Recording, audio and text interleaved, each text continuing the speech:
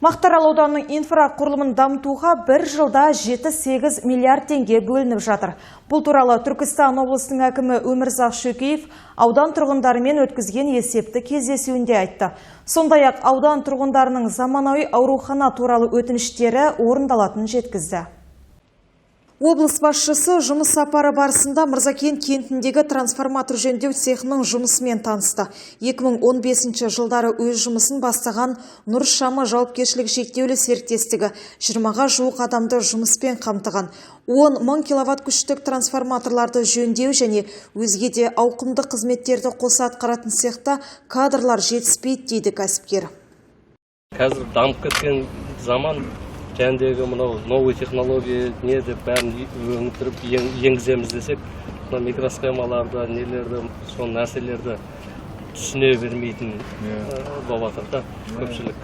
Соған сондай тонкосты жағына қарай өткізсек, автоматикасын бәрін істеу, соған именно жәндегі дейін. Мамандар керек, маман керек та, мықты маман керек. Оны көмектесеміз. Облыс әкімінің тұрғындармен кездесуі аудандық мәдениет үйінде жалғасты. Құрылыс жұмыстары, өндіріс пен ауыл шаруашылығы, мектеп, жұмыссыздық, осы және өзге де салаларға қатысты өзекті мәселелер жан-жақты айтылды. Ашық аспан астында бас қосқан аудан тұрғындарына шаруашылықты жаңа технологиямен дамытып, кәсіпкерлікпен айналысуға шақырды. Біздің климат, біздің ең айналысатын әсіресе осы оңтүстік аудандарда ол ерте пісетін көкөніс.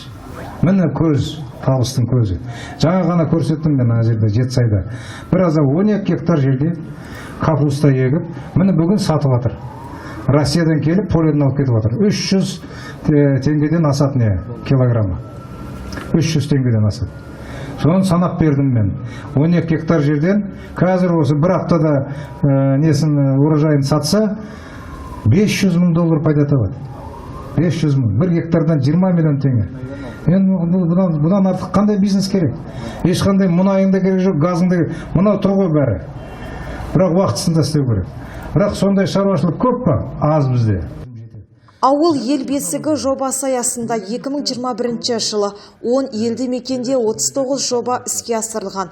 Былтыр Атакент ауылы мен Береке Иржар елді мекеніндегі тозған ауыз су жүйелерін реконструкциялау жұмыстары басталды. Биыл толығымен аяқталады. Сондай-ақ өткен жылы Есентаев елді мекеніне жаңа ауыз су құбыры тартылып, пайдалануға берілген. Бір ауданға жаңағыдай 7-8 миллиард болатын болса, ол деген қыруар ақша. Оған бірталай шаруа жасалды. Оның сыртында жаңағы ауыл ел бесі деген бағдарлама бар, одан келіп жатыр қаржы. Оның сыртында бізде жаңағы бизнесті қолдайтын жаңағы қарапайым заттар экономикасы деген бағдарлама бар. Бизнестің жол картасы деген бағдарлама. Бәрі бұлай жүйе-жүйемен жаңағыдай несі жетсе, соған кәсібилігі жетсе, ауданға бірталай ақша алып келуге болады. Оған біз көмектесеміз. Мамандырылған медициналық көмек көрсетіп жатырмыз.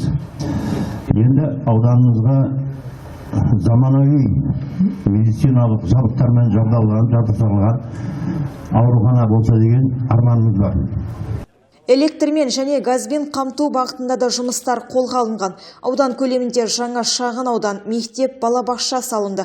Енді аурухана да салынады. Ол өте қажет нысан деген өңір басшысы өзге де деректерге тоқталып, Мақтааралды дамыту мәселесі назарда тұрғанын жеткізді. Клара Шербайқызы, Гүлмира Саржанова, Нұржан Сейдазимов, ақпарат Мақтаарал ауданынан.